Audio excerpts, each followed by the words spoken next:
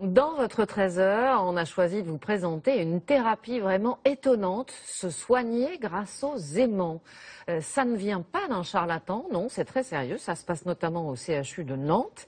L'équipe sélectionne des patients souffrant de fortes douleurs ou de dépression lourde et sur lesquels les médicaments n'ont eu aucun effet. Les ondes magnétiques, elles, semblent efficaces, au moins dans 50% des cas. Explication Anne Le Hénaf et Nicolas Métoer. Jardiner. Dominique Gamblin a retrouvé ce plaisir. Il y a 4 ans, cet aide-soignant se blesse à l'épaule en soulevant un malade. Il prend des médicaments à haute dose, mais rien à faire. Rien ne calme cette douleur insupportable. Dominique passe ses journées cloîtré chez lui. Avant, mon épaule, elle était comme ça, là, et elle ne bougeait pas, ça restait coincé. J'avais une amplitude qui était très très basse. C'était la douleur qui me faisait ça. Heureusement, maintenant qu'il n'y a plus ça, et je revis. Ce qui serait bien, c'est qu'après, tu tailles le saule, si tu peux, un tout petit peu. Son épouse Chantal a retrouvé son mari d'avant l'accident. Il a rajeuni de 15 ans, ou il avait vieilli de 15 ans, j'en sais rien, mais c'est plus du tout le même. C'est quelqu'un de... Il revit, quoi, il s'intéresse à la vie. Depuis 5 mois, Dominique Gamblin est soigné à l'hôpital de Nantes. Son traitement, des séances qui atténuent sa douleur grâce à ses aimants. Et voici comment. L'épaule de Dominique Gamblin envoie un signal à la zone du cerveau qui contrôle la douleur. Les aimants appliqués sur cette zone créent un champ magnétique qui stimule les neurones. Le cerveau fabrique alors son propre antidouleur, l'endorphine. Chaque séance dure 20 minutes, sans douleur. J'en sens strictement rien du tout. C'est très surprenant, mais bon, ça fonctionne, c'est le principal. La machine coûte 100 000 €.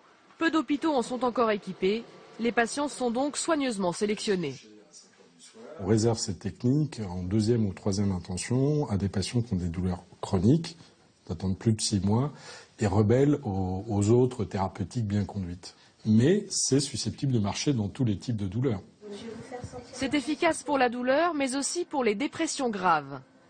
Comme chez cette femme de 78 ans, elle a enchaîné les dépressions sévères, les traitements, en vain. L'aimant vise la zone de son cerveau impliquée dans la dépression. Elle est soignée ici, depuis 1 mois. Et j'ai dit on va toujours essayer, puisque rien marchait. Avec ça, je suis bien. Je reprends goût à tout ce que je faisais avant. À mes fleurs, à la maison, à la cuisine, aux relations. Cette technique concerne pour l'instant les formes les plus sévères de la dépression. Lorsque les médicaments et les psychothérapies ne suffisent plus, les résultats sont là. On est déjà avec des patients qui sont en partie résistants. Et là, on a un petit 50%, je dirais. Ce qui est déjà beaucoup. Ce qui est déjà, effectivement, très conséquent. Cela sans effet secondaire. D'autres pistes sont à l'étude pour voir si ces aimants peuvent aussi soigner les addictions ou la schizophrénie. Dominique Gamblin, lui, a encore 2 séances sur une dizaine. Il espère être ensuite débarrassé de cette douleur qui l'empêchait de vivre.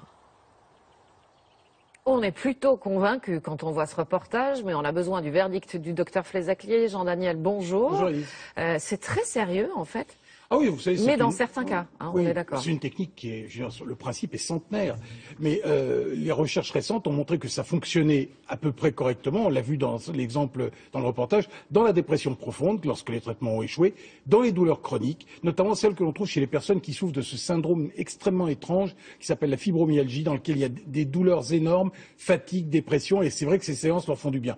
Les Anglais et les Américains l'utilisent dans la migraine, pas chez nous encore. Et puis il y a des recherches passionnantes actuellement pour la rééducation des accidents vasculaires cérébraux, pour les acouphènes, qui est vraiment un problème quasiment insoluble, et aussi dans les troubles de la marche et les mouvements anormaux de la maladie de Parkinson. Attention, c'est sérieux, mais c'est pas miraculeux, on est d'accord. Non, ça ne guérit pas, ça soulage, ça a parfois l'efficacité d'un médicament, lorsque le médicament ne marche plus, mais en gros, on estime qu'entre 1/3 et la moitié des patients sont améliorés par cette technique. Et dans ce domaine, attention aussi aux dérives. Ah oui, parce qu'on l'a vu, ce sont des instruments extrêmement compliqués. Et quand on veut, par exemple, traiter une dépression, on met pas les bobines au même endroit que pour traiter des acouphènes, par exemple. Donc il faut connaître l'anatomie du cerveau, il faut repérer les zones.